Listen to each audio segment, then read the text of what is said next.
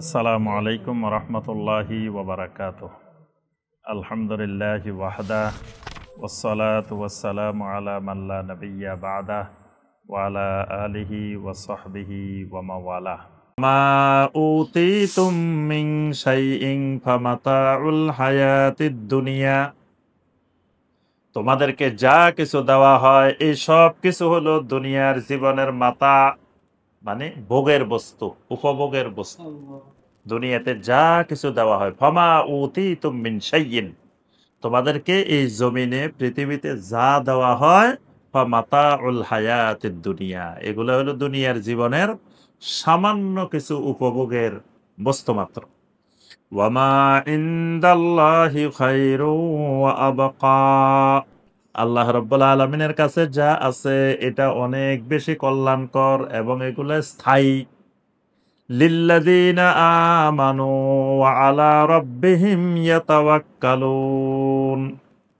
এখান থেকে আল্লাহ পাক এই আরেকটা প্রসঙ্গ আলোচনা করতেছেন যে দুনিয়ার মধ্যে যা কিছু আছে এগুলো দুনিয়ার উপভোগের বস্তু, তবে আল্লাহর কাছে যা আছে এটা কল্যাণকর এবং স্থায়ী। তবে আল্লাহর কাছে যেটা কল্যাণকর স্থায়ী আছে এটা আল্লাহ কাদেরকে দিবেন, এদের কিছু শর্ত দিয়েছেন। এই গুণ যাদের মধ্যে থাকবো আল্লাহ তাদেরকে এইটা দিবেন।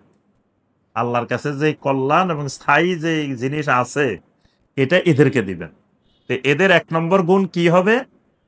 লিল্লাযীনা আমানু, এক নম্বর এরা ঈমানওয়ালা হইতে হবে, ঈমানদার হওয়া লাগবে। ঈমান নাই, এই আল্লাহর কাছে যেটা আছে এটার কিছুই পাবে না।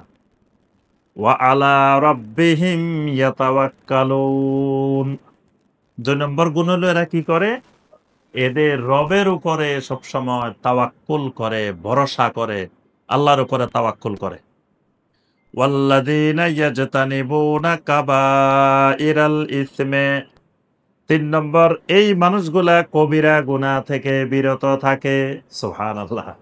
কাবাইরাল ইসমে মানে গুনার মধ্যে যেগুলো বড় বড় গুনাহ, কবিরা গুনাহ, এগুলা থেকে এরা কি করে? বিরত থাকে। কবিরা গুনাহ কয়টা? বাকিরা বলেন না দেখি, এই পাশে বলেন দেখি কবিরা গুনাহ কয়টা? জি, 70টা। আপনারা কি বলেন?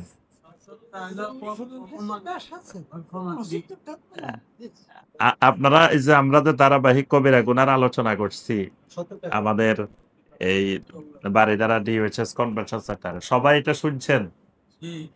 কে কে শুনছেন দেখি একটু হাত তোলেন তো। এই 70টা কবিরা গুনাহ শুনছেন? দেখেন কিন্তু অর্ধেকও হয় নাই, অল্প কয়েকজনে শুনছেন খালি, বাকিরা কিন্তু শুনেন নাই। অথচ এটা খুবই গুরুত্বপূর্ণ একটি বিষয়। এবং কবিরা গুনার বইটা কিনবেন সবাই, কবিরা গুনাহ বইটা কিনবেন, বাংলায় বইটা আছে। ইমাম আয-যাহাবী রাহিমাহুল্লাহ কিতাবুল কাবায়ের লিখে গেছেন, যেখানে এই 70টা কবিরা গুনার বিস্তারিত বর্ণনা আছে। কারণ আগে তো আপনি তওবা করতে হলে কবিরা গুনাহ কোনটা ওইটা জানতে হবে, চিনতে হবে। কবিরা গুনাহ চিনেন নাই, তো তওবা করবেন কিসের থেকে? এজন্য তওবা করতে হলে আগে কবিরা গুনাহ চিনতে হবে। ধরেন 70টা কবিরা গুনাহ, তা আপনি জীবনে কয়টা করছেন? আপনি 10টা করছেন না 20টা করছেন না 50টা করছেন না 70টাই করছেন? আগে তো এটা বাইর করতে হবে, তারপরে যাই এবার আপনি তওবা করবেন। এখন দেখা যায় যে আমাদের দেশের মানুষ, মুসলিমদের অবস্থা, এরা কবিরা গুনাহ সম্পর্কে জানার কোনো প্রয়োজনে মনে করে না। এবং কোনটা কোনটা কবিরা গুনাহ, সে কয়টা কবিরা গুনাহ করছে এটারও কেউ খোঁজ খবর নেয় না। এই জন্য আব্দুল্লাহ ইবনে মাসউদ রাদিয়াল্লাহু তাআলা আনহু কি বলতেন? ফাউদ্দু সাইয়্যাতিকুম, তোমরা বসে বসে তসবিহ না গনে গুনাহ গনো। সুবহানাল্লাহ না গনি কি গনো? গুনাহ গনো, গুনাহ। যে তোমার জীবনে কয়টা গুনাহ করছো, গত এক মাসে কয়টা গুনাহ করছো, আজকে সকাল থেকে সন্ধ্যা পর্যন্ত কয়টা গুনাহ করছো, গুনাহগুলা গনো। কিন্তু দেখবেন কেউ গুনাহ গণে না। কোন লোক পাইছেন আপনি দেখছেন জীবনে যে বসে বসে গুনাহ গুনতেছে? যে আমার জীবনে কয়টা গুনাহ করলাম, গত এক মাসে কয়টা গুনাহ করলাম, অক্টোবর মাসে কয়টা গুনাহ করলাম, তারপরে আজকে দিনের মধ্যে কয়টা গুনাহ করলাম, গুনাহ কেউ গণে না। এজন্য আব্দুল্লাহ ইবনে মাসউদ রাদিয়াল্লাহু তাআলা আনহু সবসময় বলতেন যে ফাউদ্দু সাইয়্যাতিকুম, তোমরা তোমাদের গুনাহগুলা গণো। উনি মসজিদের মধ্যে দেখছে যে দলবান্ধি বসে বসে জিকির করতেছে, সুবহানাল্লাহ গুনতেছে, আল্লাহু আকবার গুনতেছে। উনি গিয়ে এমন খেপা খেপছেন, আব্দুল্লাহ ইবনে মাসউদ রাদিয়াল্লাহু তাআলা বলেন, এই বেদাত ছাড়ো, এগুলো সব বন্ধ করো। ফাউদ্দু সাইয়্যাতিকুম, বসে বসে গুনাহ গণো। কারণ গুনাহ গণলে লাভ আছে, যে তুমি গুনাহ থেকে তওবা করার সুযোগ পাইবা। এখন গুনার তো গুনাই গণে নাই, গুনাহ কয়টা এটাই জানে না, তো সে তওবা করবে কিসের? আমাদের দেশে হলো ঢালাও তওবা, আস্তাগফিরুল্লাহ পড়ছে, মনে হচ্ছে তওবা হয়ে গেছে, তওবাই বুঝে নাই। অথবা পাগড়ি ধরছে, হ্যাঁ, কোন পীরের পাগড়ি ধরছে, পাগড়ি ধরে মনে করছে সে তওবা করে ফেলছে। হ্যাঁ, অথবা মনে করতেছে এর গুনাহ যতই থাক পীর সাহেবের মাধ্যমে হে পার হয়ে যাবে, মানে একজন আরেকজনকে দিয়ে তার গুনাহ চলে যাবে। খ্রিস্টানদের মত, খ্রিস্টানরা মনে করে যত গুনাহ করুক কোনো অসুবিধা নাই, যিশুরে দিয়ে তারা পার হয়ে যাইব। বাঙ্গাল মুসলিমও মনে করে যে পীর সাহেবের দিয়ে পার হয়ে যাবে। পীর সাহেব পার হইতে পারবো কিনা? আগে তো পীর সাহেব পার হইতে পারবো কিনা এটারও তো নিশ্চয়তা নাই। তো এই জন্য কারো উপরে ভরসা করে থাকার সুযোগ, তাওবা নিজের তাওবা নিজেকে করতে হবে। আর তওবা করতে হলে তওবা করতে হয় কবিরা গুনাহ থেকে। তো আগে তো কবিরা গুনাহ জানতে হবে, কিন্তু কবিরা গুনাহ কেউ জানার চেষ্টা করে না। তো এখানে আল্লাহ পাক বলছে, আল্লাহর কাছে যেই কল্যাণ এবং স্থায়ী নিয়ামত আছে এটা পাইতে হলে ৩ নম্বর শর্ত, ওয়াল্লাযীনা ইয়াজতানিবুনা কাবাইরাল ইসমে, যে মানুষগুলো কবিরা গুনাহ থেকে বিরত থাকে, তাহলে খুবই গুরুত্বপূর্ণ। ওয়াল ফাওয়াহিশা, ফাহিশা থেকে বিরত থাকে। ৪ নম্বর, এই মানুষগুলোর বৈশিষ্ট্য, এরা কি করে? ফাহিশা, ফাহিশার বহুবচন ফাওয়াহিশ। ফাহিশা মানে কি? অশ্লীল, অশ্লীল কাজ, খারাপ কাজ। খারাপ কাজ কোনগুলা? সব কাজেরে ফাহিশা বলে না, সব কাজেরে অশ্লীল বলে না। অশ্লীল হলো যেমন জেনা, জেনাকে আল্লাহ পাক নিজে বলছেন, ওয়ালা তাকরাবুজ জিনা ইন্নাহু কানা ফাহিশাতাও ওয়া মাকতা। এটা জেনাটা হলো ফাহিশা, জেনা হলো ফাহিশা, সমকামিতা, এটা ফাহিশা। তারপরে এরকম আরো কিছু কর্মকাণ্ডকে আল্লাহ সুবহানাহু ওয়া তাআলা ফাহিশা বলছেন। আল্লাহ পাক ৩ জিনিসকে নির্দেশ দিচ্ছেন, ৩ জিনিসকে নিষেধ করছেন একই আয়াত। ইন্নাল্লাহা ইয়া'মুরু বিল আদলি ওয়াল ইহসান ওয়া ইতা'i যিল কুরবা ওয়া ইয়ানহা আনিল ফাহশাই ওয়াল মুনকার ওয়াল বাগি ইয়া'iযুকুম লাআল্লাকুম তাযাক্কারুন। এটা হলো আমাদের দেশের খুতবার শেষে দিয়ে ঘুম থেকে উঠার আয়াত। মানে খুতবার মধ্যে সব ঘুমাই রয়েছে, যখনই খতিব সাহেব লাস্টে দিয়ে বলে ইন্নাল্লাহা ইয়া'মুরু বিল আদলি ওয়াল ইহসান, আমি এই আয়াত বলি না, এখন মাঝে মাঝে বলি, মাঝে মাঝে বলি না। তো অনেকে টের পায় না যে খুতবা শেষ হয়েছে। হ্যাঁ, তো অনেকে টের পায় না যে খুতবা শেষ হয়েছে, ও ঘুমাইয়ে রয়েছে। কারণ এটা বললে হে আগে থেকে এটা মুখস্থ হয় মাথায়, যে যখনই খতিব সাহেব বলবো ইন্নাল্লাহা ইয়া'মুরু বিল আদলি ওয়াল ইহসান, তখন মনে করো যে খুতবা শেষ, হে আবার ঘুম থেকে উঠে।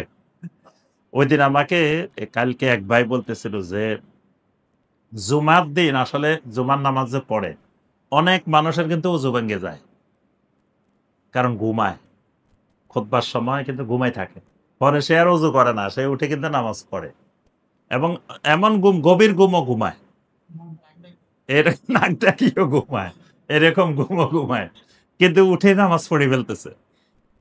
তো এই ঘুমানোর কারণ হয়েছে ওই খতিব সাহেবের খুতবা তো এরা বুঝে না, এরা মনে করে এখন হুজুরে আরবি কইব, খতিব সাহেব আরবি বলবো, আমরা একটু এই সুযোগে একটু ঘুমাই নি। আর ধরুন বাইরে গরম, ভিতরে একটু এসি আছে, হঠাৎ যখন একটু ঠান্ডা লাগে, আরাম লাগে, ভিতরে আসে মানুষ সব ঘুমাই যায়। তো এই আয়াতের মধ্যে আয়াতটা কিন্তু গুরুত্বপূর্ণ। এখানে আল্লাহ পাক বলছেন ইন্নাল্লাহা ইয়া'মুরু বিল আদলি ওয়াল ইহসান ওয়া ইতা'i যিল কুরবা।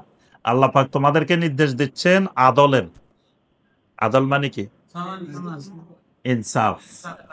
হ্যাঁ, তারপরে তোমাদেরকে নির্দেশ দিচ্ছেন এহসান, এহসান করার জন্য, ওয়া ইতা'i যিল কুরবা, আত্মীয় স্বজনকে দান করার জন্য, আত্মীয় স্বজনকে দেওয়ার জন্য, আত্মীয় স্বজনের অধিকার আদায় করার জন্য। ৩টা জিনিস আল্লাহ তোমাদেরকে নিষেধ করতেছেন। ওয়া ইয়ানহা আনিল ফাহশা, ১ নম্বরে তোমাদেরকে অশ্লীলতা থেকে নিষেধ করছে। তারপরে ওয়াল মুনকার, যত রকমের খারাপ কাজ আছে, মন্দ কাজ আছে, যেটা নিন্দনীয় কাজ, অপছন্দনীয় কাজ। আরেকটা হলো ওয়াল বাগি, সীমা লঙ্ঘন, বাগি হওয়া, বিদ্রোহী হওয়া থেকে আল্লাহ তোমাদেরকে নিষেধ করতেছে। তাহলে এই ফাওয়াহিশ, এদের 4 নম্বর বৈশিষ্ট্য, এরা সমস্ত ধরনের অশ্লীলতা থেকে দূরে থাকে। 5 নম্বর, ওয়াইদা মা গাদিবু হুম ইয়াগফিরুন, এরা যখন রাগান্বিত হয়, হুম ইয়াগফিরুন, তখন তারা ক্ষমা করে দেয়।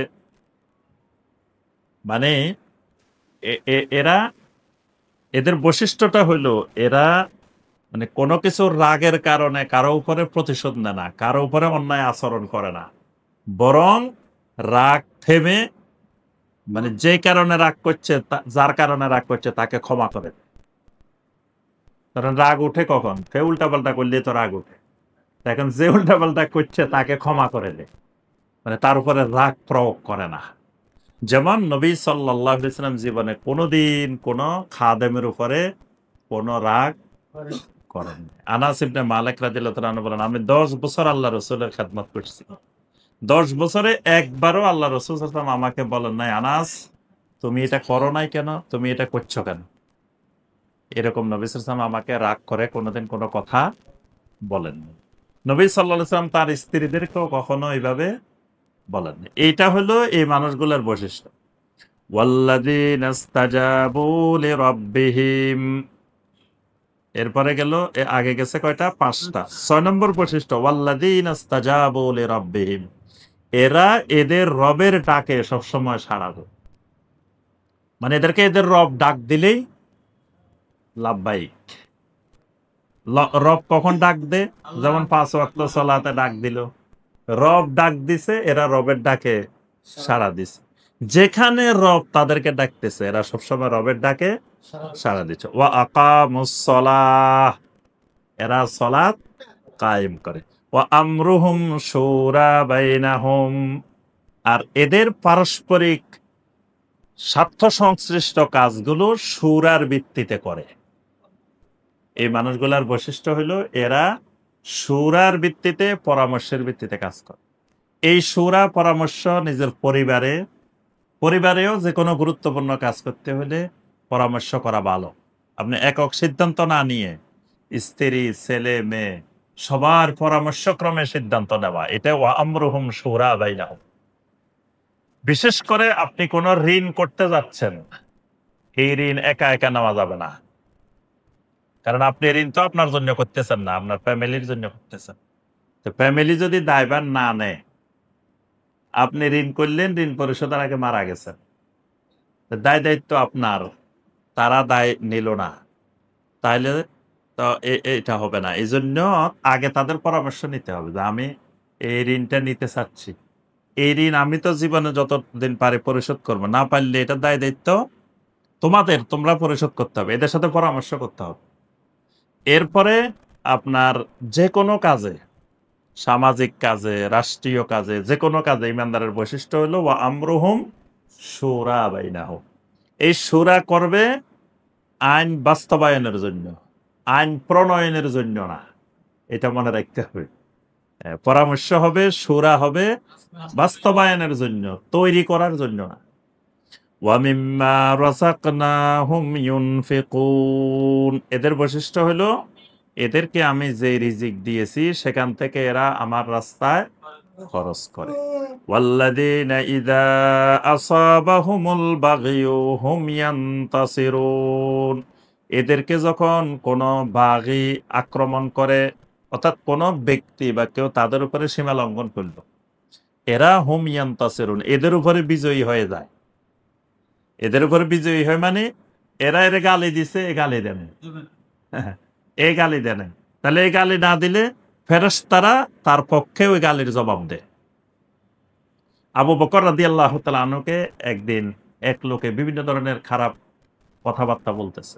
আবু বকর রাদিয়াল্লাহু তাআলা আনহু অনেকক্ষণ ধরে চুপ করে রয়েছেন, কোনো জবাব দেন না। পরে আর সহ্য করতে পারতেছেন না, পরে উঠে জবাব দিচ্ছেন। জবাব দেওয়ার পরে নবী সাল্লাল্লাহু আলাইহি ওয়াসাল্লাম চলে গেছেন উঠে। তো আবু বকর রাদিয়াল্লাহু তাআলা আনহু জিজ্ঞাসা করলেন যে, "এতক্ষণ পর্যন্ত লোকটা আমাকে এত কিছু কইলো, আপনি কোনো কিছু কইলেন না। কিন্তু যখন আমি একটা বললাম, আপনি এটাতে অসন্তুষ্ট হয়ে চলে গেলেন।" নবী সাল্লাল্লাহু আলাইহি ওয়াসাল্লাম বললেন, "তুমি যতক্ষণ চুপ করেছিলে, আল্লাহর একজন ফেরেশতা তোমার পক্ষে জবাব দিচ্ছিল। কিন্তু তুমি যখন জবান খুলে ফেলছো, মুখ খুলে ফেলছো, ফেরেশতা চলে গেছে। তো ফেরেশতাও চলে গেছে, আমিও চলে গেছি। এবার তোমার দায়িত্ব তুমি নিয়ে নিছো। তো এজন্য মানে এদের উপরে কেউ যদি সীমা লঙ্ঘন করে, তো এরা বিজয়ী হয়। এরা বিজয়ী হয় মানে এরা সীমা লঙ্ঘন করে না। তো এরা যখন সীমা লঙ্ঘন করে না, তখন এদের পক্ষে আল্লাহর ফেরেশতা জবাব দিতে থাকে। এদের পক্ষে সব আল্লাহর ফেরেশতাই তার পক্ষে কাজ করে। ওয়াজাযাউ সাইয়্যাতিন সাইয়্যাতুম মিথলুহা। তবে শরীয়তের একটি মূলনীতি হলো, যতটুকু খারাপ করবে ওই পরিমাণ খারাপ, ওই পরিমাণ অনিষ্টতা যাজা হিসাবে দেওয়া যাবে। এটা বৈধ।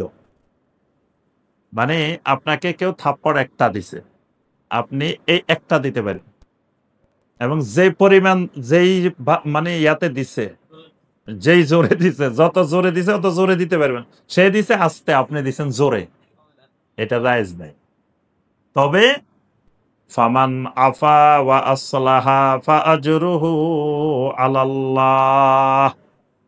যদি কোনো ব্যক্তি এই বিষয়ে ক্ষমা করে দে, ওয়া আসলাহা ইসলাহ করে দে, ফাআজরুহু আলাল্লাহ, সে এটার উজরত আল্লাহর কাছে পাবে। সুবহানাল্লাহ। কেউ বলল যে ঠিক আছে, আমাকে এটা করছে, আমার প্রতি এই অন্যায় করছে, কিন্তু আমি অন্যায়ের প্রতিশোধ নিলাম না, ক্ষমা করে দিলাম। অথবা তাকে ইসলাহ করে দিলাম যে তুমি যে কাজটা করছো এটা খারাপ, এটা আর করিও না কারো সাথে। আমার সাথে করছো, আমি ক্ষমা করে দিছি, কিন্তু ভবিষ্যতে আর কারো সাথে করে। তাকে ইসলাহ করে দিল। ফাআজরুহু আলাল্লাহ। তাহলে এই বান্দাকে আল্লাহ রাব্বুল আলামিন নিজে এটার উজরত দিবে। সুবহানাল্লাহ। বদদোয়া সরাসরি করা যাবে না, আমভাবে করা যাবে। যেমন লানাতুল্লাহি আলাজ জালিমিন, জালেমদের উপর আল্লাহ লানত। কারণ অনেক সময় আমি মনে করতেছি যে সে আমার প্রতি জুলুম করতেছে, এটার উল্টোও হইতে পারে, হয়তো জুলুমটা আমার পক্ষ থেকেও হইতে পারে। কিন্তু আমার সাথে বিরোধ হওয়ার কারণে আমি তো মনে করতেছি যে আমি ঠিকই আছি, সে ভুল করতেছে। এটা উল্টোও হইতে পারে, ভুলটা আমারও হইতে পারে, অন্যায় আমারও হইতে পারে।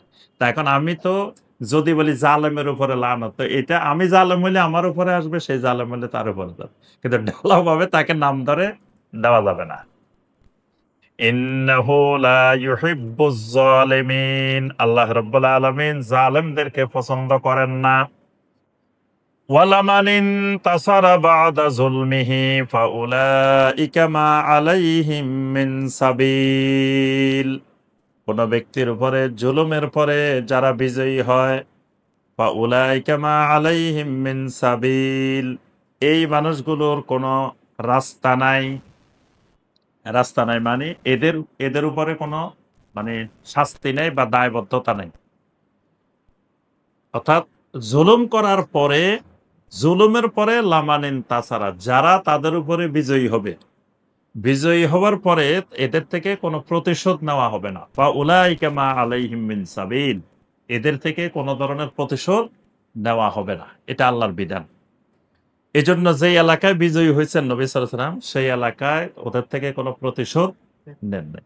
ইন্নামাস সাবিলু আলাল্লাযিনা ইয়াজলিমুনান নাসা ওয়া ইয়াবগুনা ফিল আরদি বিগাইরিল হক। শুধুমাত্র ওই জনপদে তাদের থেকে শুধু প্রতিশোধ নেওয়া যাবে যারা মানুষের উপরে জুলুম করে এবং আল্লাহর জমিনে অন্যায়ভাবে সীমা লঙ্ঘন করে। মানে জুলুমের মাত্রাটা এত বেশি, যেটা অন্যায়ভাবে জমিনে সীমা লঙ্ঘন করেছে, তাহলে এই মানুষগুলো থেকে প্রতিশোধ নেওয়া যাবে। এজন্য নবী সাল্লাল্লাহু আলাইহি ওয়াসাল্লাম মক্কা বিজয়ের পরে সবাইকে ক্ষমা করে দিয়েছেন, কিন্তু কিছু মানুষকে নাম ধরে ধরে বলছেন যে এই মানুষগুলাকে ক্ষমা করা হবে না। তো ওগুলাকে কেন করা হয় নাই? কারণ এরা ইয়াবগুনা ফিল আরদে বিগাইরিল হক, এরা অন্যায়ভাবে জমিনের মধ্যে সীমা লঙ্ঘন করে ফেলছে। উলাইকা লাহুম আযাবুন আলীম, এই মানুষগুলোর জন্য আছে বেদনাদায়ক শাস্তি। ওয়ালামান সবারা ওয়া গাফারা ইন্না যালিকা লামিন আজমিল উমুর, তবে কেউ যদি সবর ধরে এবং ক্ষমা করে দেয়, ইন্না যালিকা লামিন আজমিল উমুর, এটা হলো তার কর্মের দৃঢ়তার পরিচায়ক। মানে সে দ্বীনের উপরে অটল আছে, এটার পরিচয় হলো সবর এবং ক্ষমা করে দেওয়া। ওয়ামান ইউদ্লিলিল্লাহু ফামা লাহু মিন ওয়ালিয়্যিম মিন বাদি, যে ব্যক্তিকে আল্লাহ রাব্বুল আলামিন হেদায়েত দিবেন না, এই ব্যক্তির জন্য আল্লাহর পরে আর জমিনে আসমানে কোথাও কোনো ওয়ালি নাই। মানে এই ব্যক্তি কোনো হেদায়েত দানকারী এরকম অভিভাবক আসমান জমিনে সে খুঁজে পাবে না। মানে আল্লাহ ছাড়া কেউ তাকে হেদায়েত দিতে পারবে না। وترى الظالمين لما رأوا العذاب يقولون هل إلى مرد من سبيل وترى الظالمين, আর এই জালেমদেরকে আপনি কিয়ামতের দিন দেখবেন, লাম্মা রাআবুল আযাব, যখন তারা আযাব দেখবে। এই জালেমেরা যখন কিয়ামতের ময়দানে আযাব দেখে ফেলবে, দেখার পরে এরা বলবে ইয়াকুলুনা হাল ইলা মারাদ্দিম মিন সাবিল, এরা তখন বলতে থাকবে আহারে কোন দিকে পালানোর কোন রাস্তা আছে কিনা। আযাব দেখার পরে রাস্তা খুঁজবে কোন দিক দিয়ে পালানো যায় এখান থেকে।